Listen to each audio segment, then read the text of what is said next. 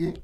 Esto es una gran distinción. De verdad que sí. El doctor Guido Gómez Mazara nos regaló este tiempecito que vamos a aprovechar excelentemente bien. ¿Qué tal? ¿Cómo estás? Bien, buenos días. Con la gracia de Dios siempre es un placer estar con ustedes, que están jóvenes, delgados, buenos mozos y en aparente salud. ¿A qué se debe de que usted esté tan sereno, tan impertérrito, con esa serenidad? Se ve contento, está contento. No, pero sereno, fundamentalmente sereno. ¿A qué se debe? Fuera yo pienso que los espíritus emocionales están íntimamente vinculados con componentes que son existenciales para mí. Yo, con la gracia de Dios, tengo buena salud, tengo una familia plena, tengo mi madre, que ayer le celebramos el Día de las Madres. Amén, amén. Y aprovecho la oportunidad para extenderlo a todas las madres del país. Y esos son los componentes que más me agradan. Yo soy un enfermo con la NBA. Yo también. Sí. ¿Viste ese juego anoche?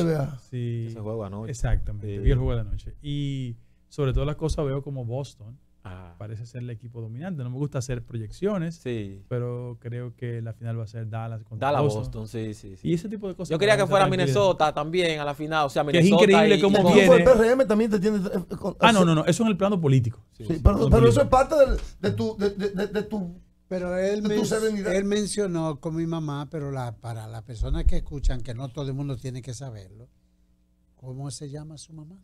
Doña Carmen Mazara. ¿Viuda de quién? Gómez. ¿Y quién era Gómez? A mi papá, Maximiliano Gómez. Porque el moreno, sí. Son elementos. No, pero espérate. Guido, déjame hacerte una pregunta.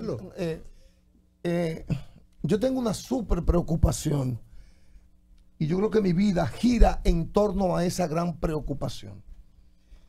Yo siento que el principal problema de la República Dominicana es la ausencia de un proyecto político alternativo real. Que lo emergente, lo alternativo no tiene cómo construirse y consolidarse. Cada 4 años uno ve cómo el que tiene el poder aplasta a los que no tienen. O sea, no hay manera de escaparse. No hay forma de escaparse. Ok, mira. Me gustaría que tú me profundices en eso, porque creo, querido Guido, que en este país, que es el único de América, el único país de América que no tiene un proyecto emergente más o menos funcionando, es este. Ok, tú sabes que yo, bueno, para los que nos sintonizaron ahora, yo había hecho un comentario fuera del aire con ustedes respecto de la publicación de un libro mío. Así es. Que lo tengo pautado, lo voy a invitar para el 25 de julio. ¿25? De julio. De julio. Exacto. Y el libro se llama La transición democrática electoral en la República Dominicana. Y tú introduces un tema que es parte de uno de mis capítulos. Amén. Amén, qué bueno. Mira por qué. Porque en la historia política dominicana, posguerra civil, existía técnicamente un impedimento. Cuando los dominicanos fueron a las elecciones del 1 de junio del 66, que se enfrentó fundamentalmente, entre otros partidos, PRD y Partido Reformista, las propuestas políticas revolucionarias y alternativas en el variopinto... ¿Partido Reformista en el 66? Sí, ganó en el 66. ¿Seguro? Sí, era partido, en el 66. Era solo Partido Reformista, no Social Cristiano, era Partido Reformista. Okay. Entonces, cuando eso aconteció en la República Dominicana, mediante una ley, no era posible que los partidos de corte revolucionario y de izquierda participaran en las elecciones. Fue en noviembre, técnicamente ilegales.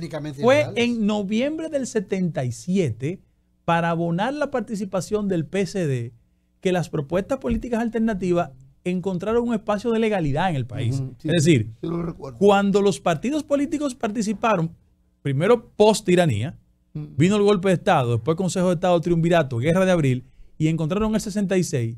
Del 66 hasta el 77, porque las elecciones fueron el 78, aquí no había posibilidad de que los grupos alternativos de izquierda participaran. Bien. Y los que lo hicieron era endosando a los partidos formales. Léase, el MPD en 1974 con el Acuerdo de Santiago. Y Línea Roja y Bandera Proletaria lo hicieron a través del Bloque de la Dignidad. Porque el Acuerdo de Santiago surge como resultado de una confrontación en el Bloque de la Dignidad, pero personalmente era la crisis entre Bosch y Peña. Esto parece muy intelectual, la respuesta, pero déjame decirte lo siguiente. es que los grupos alternativos o de izquierda fueron electoralmente rezagados por muchos años y no construyeron la destreza electoral que hay que tener para ser mayoría. Verbigracia, el doctor Peña Gómez siempre abrió las compuertas para eso. Y lo que hacía era que desde la plataforma del partido permitía que gente como José González Espinosa, Fafa Tavera llegaran a espacios de participación, pero a través de esos partidos. Eso ha pasado. Hay un rezago histórico. Pero además, yo debo admitir que la cultura clientelar ha servido de obstáculo esencial para que los grupos alternativos presenten propuestas exitosas. Aquí hay mucha gente, y yo tengo el sabor amargo de que ahora en estas elecciones, gente con mucha calidad y competencia participó y no logró un escaño. José Horacio debió, por los 14,000 votos que recibió, estar en el Congreso, porque esa disidencia califica la democracia, sirve de contrapeso. Este país, tener a Chanel era un lujo. Tener a María Teresa, ¿verdad? O gente como Virtudes. Es decir, ese ha sido el problema. Sin embargo, contrario a lo que tú piensas, yo siempre digo una frase de que cualquier país se parece a este, pero este no se parece a ninguno. Es innegable que los proyectos políticos alternativos que han sido exitosos en América Latina, por la vía de lo electoral, no han encontrado terreno fértil en la República Dominicana. ¿Sabe por qué? Porque la base popular siempre fue cooptada por el viejo partido nuestro y ahora es evidente que el PRM ha generado niveles de simpatía en esos sectores populares. No porque el discurso nuestro penetre, sino porque la capacidad clientelar ha ido ganando espacio cada vez. Porque yo creo, que Guido Gómez Mazara, creo yo, y yo no juego con eso, que Guido Gómez Mazara debe de tener un súper mayor porcentaje del electorado que lo que él sacó en la primaria. Lo creo y lo quiero. Yo creo que Guido tiene todas las herramientas, toda la madurez, todo. Sin embargo, temo que esas mismas razones que impiden esa fuerza emergente obstaculicen tu avance. No. En el caso específico de mi participación en un proyecto interno, dígame ahora. A mí hay que medirme en función de las personas que estaban en capacidad de votar. Ahora, un político también conecta más allá de los sectores estrictamente partidarios. En el caso nuestro, nosotros sacamos 58,000 votos, 6% del voto nacional. Eso es más que todos los partidos emergentes que tienen reconocimiento en la Junta Central Electoral. Esa es la verdad. Hablo en términos de mi partido. Yo hice una competencia contra el candidato que era presidente. Y eso de arrancada es una competencia desigual. Es a eso que me refiero. Ahora, frente a ese acontecimiento, nadie es dueño del futuro.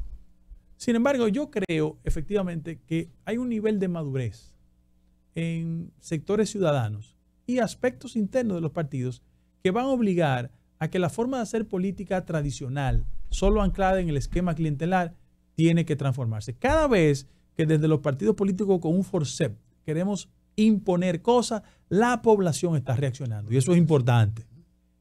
Lo que habrá de revelar de que los partidos tenemos que ser mucho más inteligentes, buscar gente que no solo sea fuerte y efectiva en el partido, sino que hable el lenguaje de la sociedad.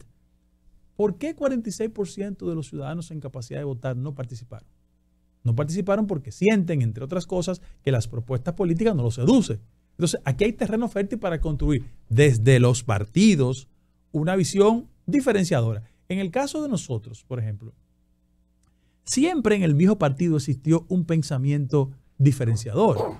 Es que Hugo Tolentino, doña Ibelice Prats, Tirso Mejía Ricard, Peña Gómez, doña Milagros, no pensaban como el resto del viejo partido y construyeron su espacio. ¿O acaso la gente no reconoce que doña Milagros, cuando se presentó a la candidatura senadora, fue exitosa? Fue exitosa. Claro. Y fue Peña exitoso. Y en el 2004, si se le hubiera abierto una ventanilla a doña Milagros, quizás las cosas hubieran sido diferentes. No, peor aún. Si en el 2007 hubiésemos preferido a Milagro y no al otro, Al otro Frontitorio. Mira, Guido, gracias, saludos por estar con nosotros. Yo tengo como 13 preguntas, pero solamente te voy a hacer 4. ¿Cuántas? Como 13 pero preguntas. 4 en una. Pero voy a hacer 4. No, yo la voy a hacer a 4 y tú me responderás ahí. Yo quiero saber tu parecer sobre el poder logrado del PRM de ustedes en estas elecciones. O sea, tienen la Cámara de Diputados, tienen el Congreso. ¿Cómo ustedes van a manejar todo ese poder? Esa es una. Y la otra es, me gustaría saber tu parecer sobre la convocatoria de Luis Abinader a Abel Martínez, que ya se reunió con él, y a Leonel Fernández, que en los próximos días parece ser que se van a reunir. Y la situación interna del PRM, esa es otra pregunta, ahí van con estas 3. La situación interna del PRM con los presidenciables. Me imagino que, no sé si tú también estás en esa lista de los presidenciables. Del 28. Bueno, el presidente Luis Abinader dijo que se va a reunir, o se reunió con ellos, con algunos ya se reunió. Me gustaría saber tu parecer sobre eso. ¿Y qué pasó con el PRM en la capital con la candidatura del Distrito Nacional en la senaduría? 4 preguntas. 4 preguntas. Si te olvidas de alguna de ellas, yo te lo puedo. Y voy a ir argumentando. No necesariamente en el orden planteado. Claro. En primer lugar, debemos exhibir la prudencia y ponderación suficiente para que una abrumadora mayoría electoral no se transforme en desconocimiento de otros sectores fundamentales de la vida nacional que tenemos que escuchar y entender que también son importantes. Un éxito electoral con las características nuestras no puede constituirse en una dictadura de mayorías. Ojo.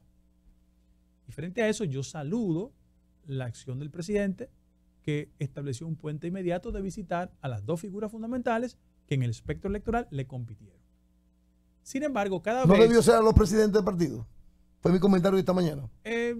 Una cosa, en el caso específico de la Fuerza del Pueblo... Porque hay un lío en el PLD hoy, sí, justamente por eso. En el caso específico de la Fuerza del Pueblo, era candidato y jefe de partido. Perfecto. Pero yo creo que conversar con el candidato del PLD no obstruía la posibilidad de también conversar con Danilo Medina. Yo también lo creo. Vendrá en el momento. Eso no es problema. Y frente a eso, solo lo hago como recordatorio. Cuando Danilo ganó en el 16, visitó a Luis porque era candidato presidencial derrotado. No visitó al jefe del partido. Lo hablo como recordatorio. Es lo mismo para Lo hablo como recordatorio. Porque aquí, excúsame, yo no quiero hacer nunca de mi participación ejercicio de academicismo. Pero aquí todo el mundo opina, pero no estudia, ni lee. Entonces es un problema que tenemos. Reitero, en la victoria del 16, post resultados electorales, el hoy expresidente Danilo visitó a Luis Abinader, no visitó al presidente del partido. ¿Lo visitó con qué objetivo en el 16? No, es un gesto de nobleza. Porque ahí sí, elegancia política. Sí, esta vez también. No, yo pienso que porque esta vez yo estimo, me perdonas, yo estimo, fue mi comentario esta mañana, que Luis, que es más inteligente que yo, debió abrir esa invitación, por lo menos anunciar que se iba a reunir, porque no lo anunció, porque ya Abel tiene un problema hoy en el partido. Ok, pero voy al tema que tú me planteaste. Okay. Sí. Entonces, siento que es de prudencia ejercer la mayoría con humildad. Y nunca olvidarnos que el 46% de la gente en capacidad de votar no votó por nosotros. Nosotros somos beneficiarios de un 58% del 35% del padrón. Las matemáticas son precisas. Cuenta de un 35%. Sí. Entonces, frente a ese acontecimiento tenemos que hacer un ejercicio de humildad. En ese mismo orden, te voy a ir respondiendo. Mira, en la República Dominicana hay un síndrome nefasto. Y es que, como la práctica política ha sido un mecanismo de movilidad social y hasta financiera, ¿no es verdad? Mucha gente cree que saltar a la práctica política es un hobby sin tener las herramientas y los niveles de preparación. Técnicamente todo el mundo puede aspirar, es un derecho, pero objetivamente todos no tienen las condiciones para ser candidatos. No estoy hablando de las condiciones de formación, sino porque la candidatura presidencial es, entre otras cosas, el resultado de esfuerzo, capacidad, carisma, conexión y una coyuntura que te impulsa. En ese orden. Recursos también. Eso es lo menos importante. Si tú me quieres acompañar en el alegato, pregúntale a Gonzalo y a Miguel si fueron exitosos y tenían recursos. Luis Abinader no gana hace 4 años por su patrimonio, gana por el hastío de la ciudadanía respecto del PLD. Y yo pienso que ganamos ahora, entre otras cosas, porque la gente no quería. Pero tenía muchos recursos también, ¿eh? Sí, pero la gente no podía validar en el 20 el tema del patrimonio de Luis, sino el hastío contra el PLD. Ahora, en el caso específico de mi organización, sí, yo participé en la reunión. Se me convocó. Sí. ¿Cuántos estaban ahí en esa reunión? No, el acuerdo es que no se hable de eso. Ok, está bien. Entonces, el acuerdo yo voy a respetar. No, está bien. Sí, Está bien. Sin embargo, yo quiero decir lo siguiente. Miren, yo hablo del concepto de prudencia. Yo pienso que hay que leer el arte de la prudencia. Sí, yo lo he leído en el libro. Sí. Que hay que respetar. Búsquenlo ahí, Baltasar Gracián. Hay que respetar ese texto. Miren, salirle a este país a horas de una victoria presidencial con proyectos futuros es una indelicadeza. La sociedad necesita una tranquilidad. Respirar. Un respiro. Oxigenarse. Y frente a eso, mi planteamiento institucional ha sido el siguiente. Todo el que quiera hablar de un proyecto que no sea consolidar el esfuerzo del gobierno está equivocado. Porque el éxito futuro de cualquiera depende del desempeño del partido en el gobierno. Pero además, que esperemos diciembre del 26, porque de conformidad con el calendario institucional, en el PRM se van a modificar las autoridades en julio del 26. Entréguenle eso a las próximas autoridades y esperemos hacer un protocolo en diciembre del 26. Escúchame, fue un error del presidente entonces hacer esa convocatoria. No, ese es el derecho y del hablar presidente. y hablar de eso, luego que concluyó las elecciones. Vamos a reunirnos con eso es el derecho del presidente. Y eso yo lo respeto. Y repito, lo que nosotros conversamos ahí se quedó ahí. Guido, perdón, y fue correcto del presidente, desde mi punto de vista, justamente para que los presidenciables tuviesen apegado a un protocolo.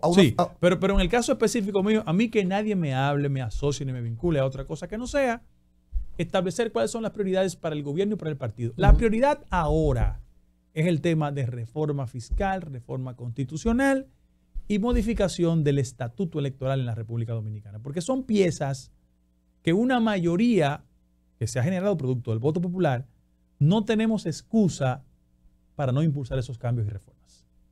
Me explico. ¿Qué es lo prioritario para el país?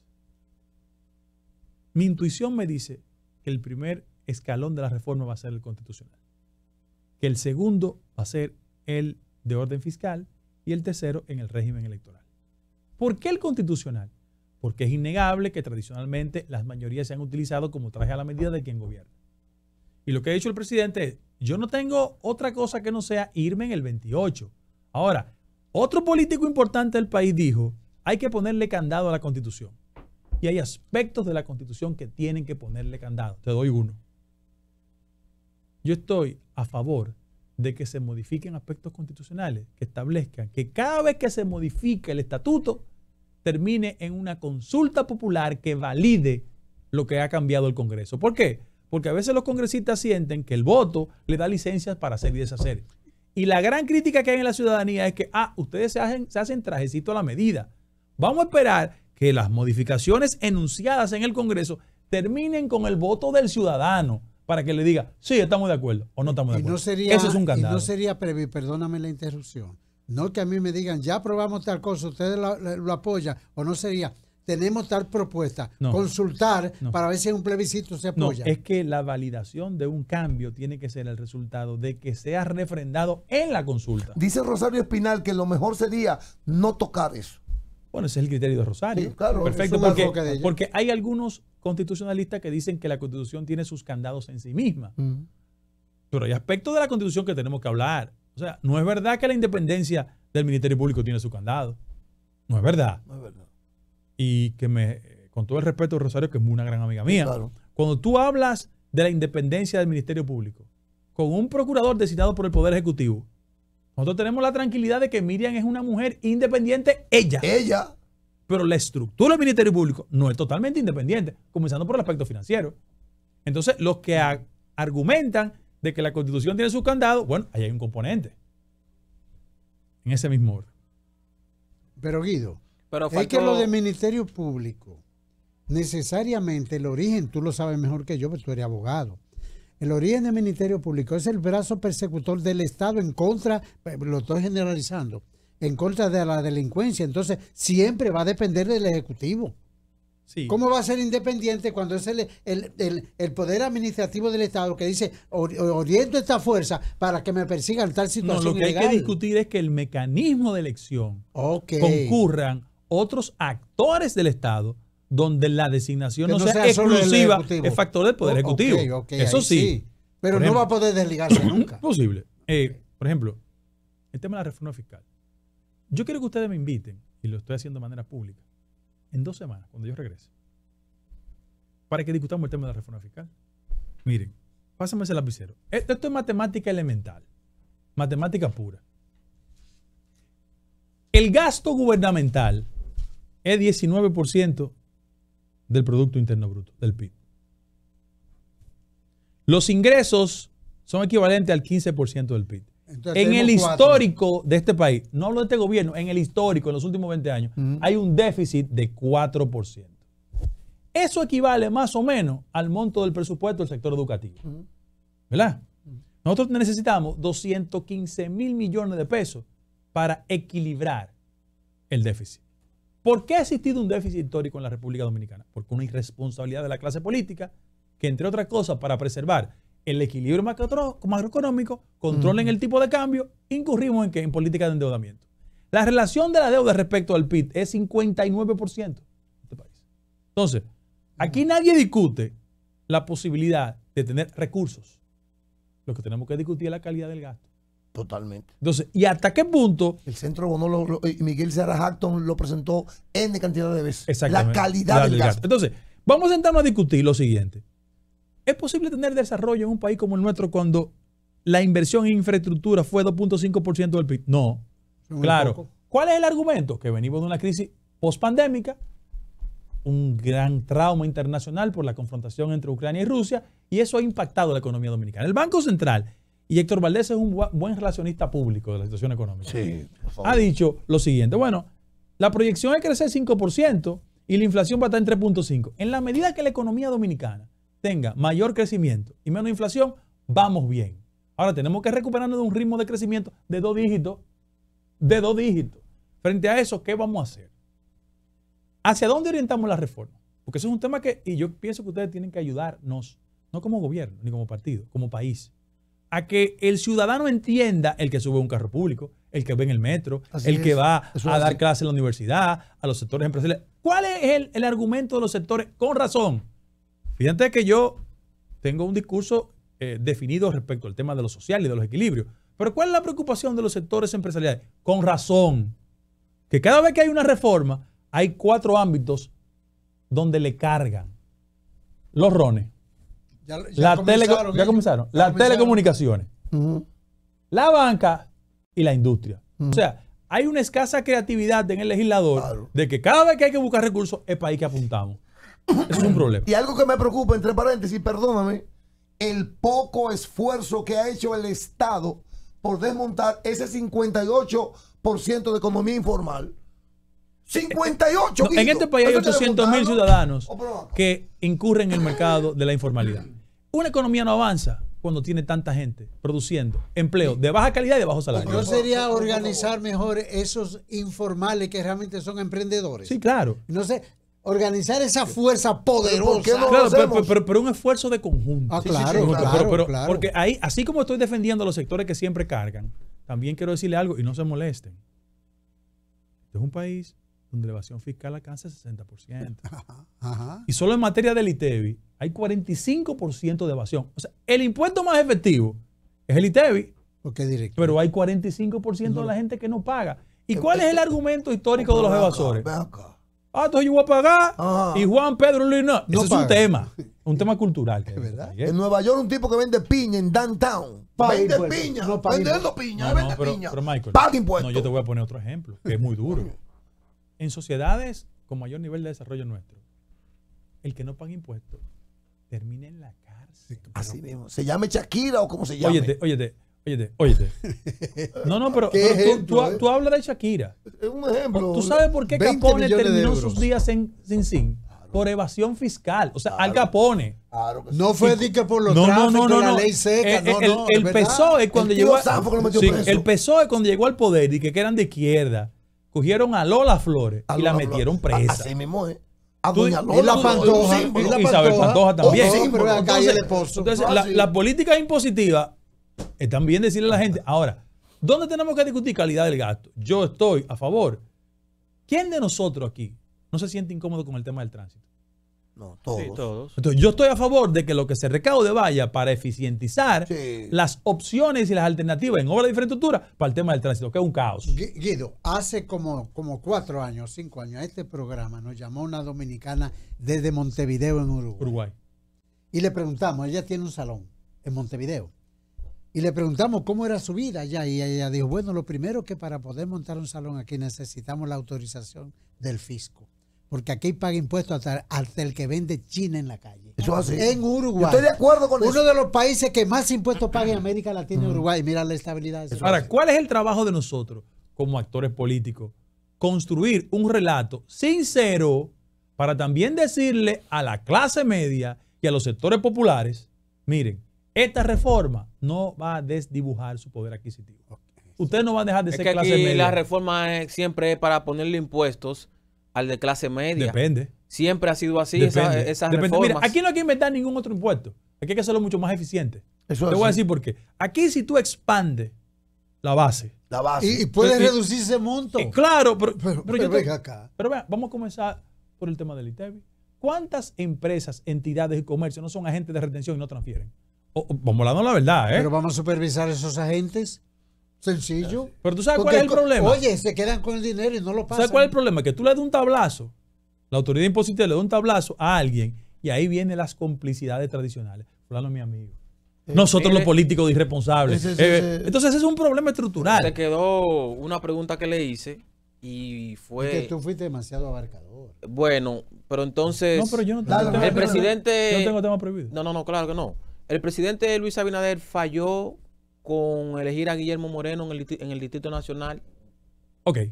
¿Sabes? Yo no esquivo ninguna pregunta. No, yo sé que no. Bueno, ahí voy. Por eso se la Mira. hago.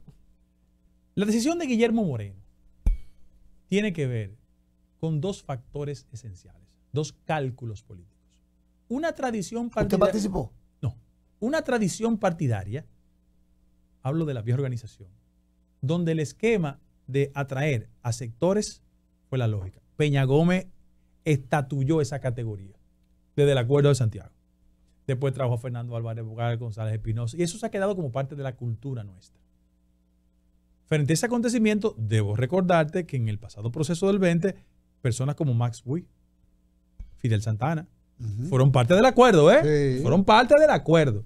Ahora, ¿dónde comienza a visibilizarse? En el hecho de que la principal plaza electoral, que es la capital, colocamos a Guillermo Moreno, una persona que tiene una hoja de participación política, que fue candidato presidencial, y siento que su punto más alto en la participación en el tren gubernamental fue como fiscal del distrito. No es la primera vez que los electores de la capital y gente del partido reacciona cuando siente que todo está de un lado. José Tomás Pérez en el 2002, en medio del ciclón batatero que habló Hipólito Mejía, no ganó la capital. Ustedes se recuerdan. Pero, Sí, claro. El único senador Pero el del único que PLD. había. en esa Entonces, fue una decisión. Más que el partido de forma militante votó por él. De verdad. Yo vi a la dirección y a la estructura del partido. Guillermo ganó en la 2 y ganó en la 3.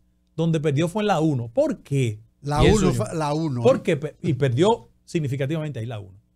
Yo tengo una tesis. Y cuando yo era jovencito, yo leía a Corpito Pérez Cabral, un intelectual importante dominicano que se fue al exilio, vivió en Venezuela, y escribió un libro que es básico, se llama La Comunidad Mulata. Hay que leerlo ese libro. Como una mulata, si yo lo tengo. Entonces, él hacía una explicación desde el punto de vista étnico de las conductas y los comportamientos del país. Que a veces se va de ese tema aquí. Sí. Lo étnico se va de. Pero yo lo abordo ahora porque las características del voto en la 1 están muy asociadas al fenotipo de propuestas electorales que le hemos presentado. Por el Mira, tipo de población. mira y por el poder adquisitivo. También. Mira por qué. ¿Dónde en la 1 hemos sido exitosos? con David, con Carolina y con Farideh. Mira el perfil. Mira el perfil. Ajá. Que no es el perfil de Guillermo. No. Esa es la verdad, esa es la lectura post. Yo dije aquí, escúcheme que lo interrumpa brevemente en uno de mis comentarios, que si usted, yo creo que Michael se lo dice, no sé si los muchachos lo recuerdan, que si usted hubiera sido el candidato a Senado, que usted hubiera hecho un mejor papel. Yo lo ¿De dije Guillermo? aquí. Sí. Definitivamente. Yo lo dije. Y hubiese ganado. Yo dije que Guido Gómez Mazara hubiera sido un mejor candidato. Pero- Y repetiste a Farideh también, porque también la mencionaste. Lo que pasa, yo no tengo vocación legislativa. ¿No te interesa? No es la primera vez que me han ofrecido espacio legislativo, pero yo no tengo vocación legislativa, de verdad, honestamente. Sin embargo, esa es la lectura que tenemos que aprender. Un partido tiene que hacer una interpretación efectiva, no solo de la fuerza con que cuenta organizacionalmente, sino de los sectores más allá de los partidos políticos. Porque miren, solo con la fuerza de los partidos no se gana. Aquí hay políticos que le pasa como Dato Pagán Perdón, que era tan narcisista que torcía la boca para escucharse primero. Aquí hay políticos Dato Pagán, Dato Pagán y Perdomo, sí. Aquí hay gente que cree que solo la lógica de los partidos es importante y piensan desde el partido. Miren, mi hermano, ¿Por qué en la lucha el sociedad, pueblo dominicano? Escribe Dato en la Pagán. sociedad. Entonces, la lectura que tenemos que interpretar es esa. Llegaron resultados, pero te digo algo. A mí no me gustó el trato que le dio el partido a Farideh. Me quedé con Farideh con esa incomodidad. Farideh como mi hermana. Yo soy recusable para opinar de ella. Somos hermanos siempre. Pero te voy a decir algo, en aras de ser un demócrata, a la democracia dominicana le conviene tener también legisladores de otro partido. Pero definitivamente. Que sean críticos, Totalmente. disidentes. Yo que voté por Guillermo, esta es mi demarcación. Yo era responsable en el Cibao. Yo vine, voté y me fui. Pero yo voté por Guillermo.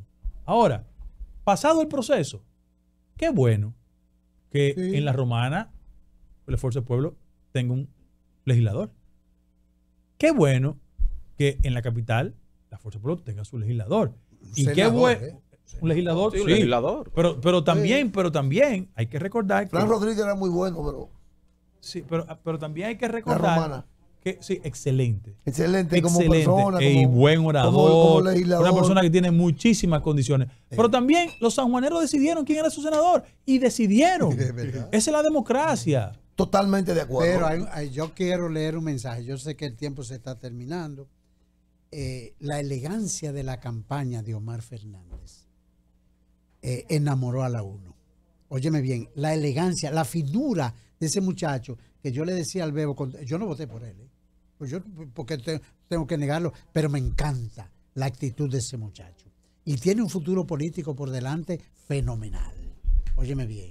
Y eso hay que respetarlo. Esa elegancia enamoró a una zona, como tú muy bien describiste, que tiene sus bemoles. No solamente económico y racial, porque es racial. Porque tú dices fenotipo por la cuestión del pellejito. No. No solo fenotipo, es racial. Entonces, vota por alguien como que lo represente y dice, ya yo estoy harto de tanto bachateo. Sí, pero también siento que hay un énfasis conservador También. en algunas Yo demarcaciones quiero de la una capital. última pregunta. Y lo es. Pero La a mí me gustaría que... Exijo una Te respondí pregunta. todo, ¿eh? A mí me gusta, sí. Y A mí me gustaría que... A mí me gustaría... Sí, pero... Pero es que ya dámela a mí, dámela a mí. Oye, pero ya- Espérate, dámela a mí. pero tú eres Está bien. Mira, demasiado Guido, egoísta. Guido, que no se me vaya este tiempo tan hermoso para preguntarte si permitiremos. Yo sé que tu lucha fue noble, aguerrida, pero quien habla, que no es PRDista ni lo será, porque amo la izquierda con todo mi corazón, a un saque cero. Preguntas. Yo quiero que el PRD sea reconstruido. ¿El Yo qué? lo quiero. ¿El qué? Que el PRD se reconstruya. Guido No, pero que Guido no tiene que ver con eso. No, pero una pregunta. No, pero pero- una Ya opinión, Guido está en otro no, porque partido. Guido ha hecho grandes luchas. El DH. Sí, Guido está en otro partido. Bueno. Pero tú. Espérate. Ya que Estamos en el aire, estamos en el aire. Parece que estamos en el aire, Guido. Mira, Guido, ¿qué vamos a hacer con el PRD? O sea, si me la puedes contestar. Sí, Porque da conjunto. pena, Yo no tengo- Guido. yo no tengo- Es que da pena. Michael, Pero Michael, que él vamos no puede decir porque Michael, no es yo no tengo temas prohibidos. Déjame decirte que, aunque no lo entiendan muchos, lo que sirvió de casa común a muchos de nosotros, terminar con 0.45% nos genera un dolor interno. Sí, claro que sí. Por eso te hago la pregunta. Pero también es el retrato de cuán trágico le resulta a los partidos políticos transformar su esencia. Yo dije hace muchos años que alguien ahí quería un partido chiquito para grandes negocios. Tú no puedes subestimar la inteligencia de los ciudadanos. La ciudadanía no puede tener mucha instrucción académica, pero tiene instinto, intuición y lo expresa. En el caso específico, la gente en este país sabe distinguir entre el cojo sentado y el ciego durmiendo. La gente se dio cuenta de que no había viabilidad electoral. Pero además, siento que ese partido, como el Partido Reformista, cumplieron su ciclo electoral. Habría que liquidarlo. Bueno, ya esa es la suerte de ellos. Pero parte del libro que voy a publicar el 25 de julio tiene que ver con eso, con el cierre de ciclo de los partidos políticos. Se acabó el programa. No, yo te lo regalo. Óyeme, Guido, ¿sí o no, Guido? ¿Sí o no? ¿Es cierto que en la reunión de los presidenciables se le dijo a ustedes de que no pueden aceptar cargos? ¿Sí o no? Pero acá, él te dijo que yo me reitero en el compromiso de que lo que se habló ahí no puede hacerse público. No, mi trabajo es preguntar. Ya te mató el gallo en la funda. Ya. No, muchas gracias, Guido. Gracias a todo el pueblo dominicano, Guido. Muchas gracias. De corazón, gracias. Al pueblo dominicano por su sintonía. Volvemos mañana a las 5 de la mañana. Feliz resto del día. El Grupo Telemicro ha presentado La Opción de la Mañana para que el país se exprese.